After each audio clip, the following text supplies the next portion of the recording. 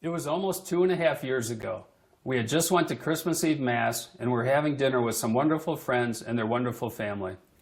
The conversation turned towards Blair getting married, what it would be like, what she would wear, and the father of the bride speech came up.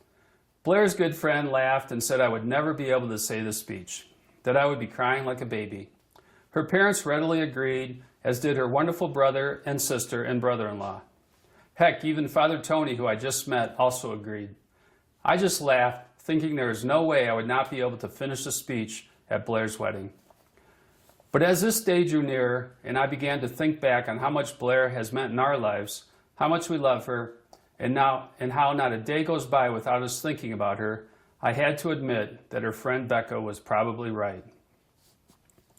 Not sure if it is that obvious, but Blair has always been number one in our lives. She has not only grown up to be a beautiful and absolutely positive young lady that lives life to the fullest, she is a rare and special person who brings happiness and joy into others' lives who are fortunate enough to know her. We definitely love her and are very thankful that she has kept us as a major part of her life.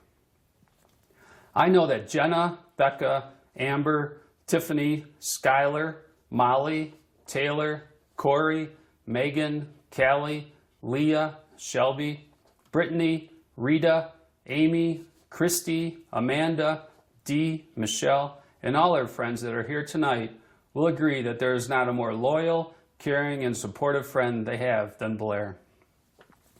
And while it is amazing how many friends Blair has at her wedding tonight, I think it is also a testament to her that so many of her friends' parents are here too. I think it says a lot as to how much they also care for her.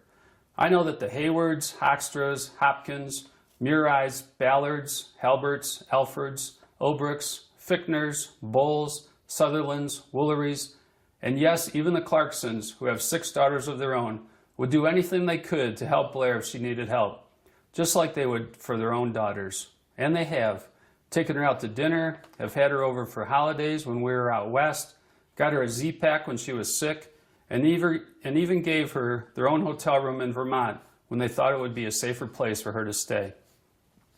And speaking of parents, we'll always be grateful to Jimmy and Sharon for not only being such wonderful co-workers of Blair at USAA, but going out of their way to be her mentor, encouraging her, and watching over her like their own daughter.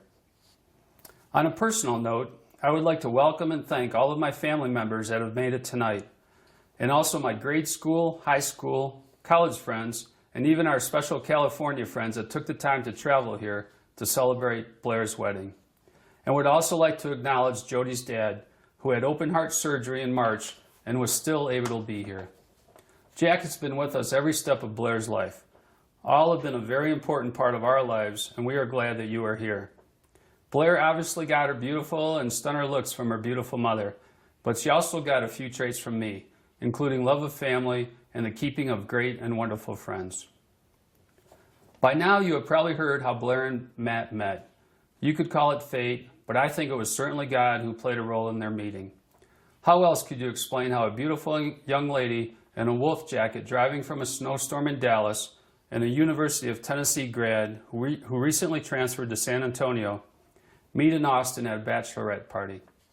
And while her friends will agree that there was no way she was meeting him for brunch the next day, let alone giving him a kiss goodnight, I think Blair will agree that it was love at first sight. We are very happy that Blair is marrying Matt today. He is a very polite, caring, and thoughtful young man who treats our daughter in a loving and respectful manner. I have never heard him swear in front of Blair. I have never heard him yell or become angry in front of Blair. You can see by the way he looks at her that he loves her.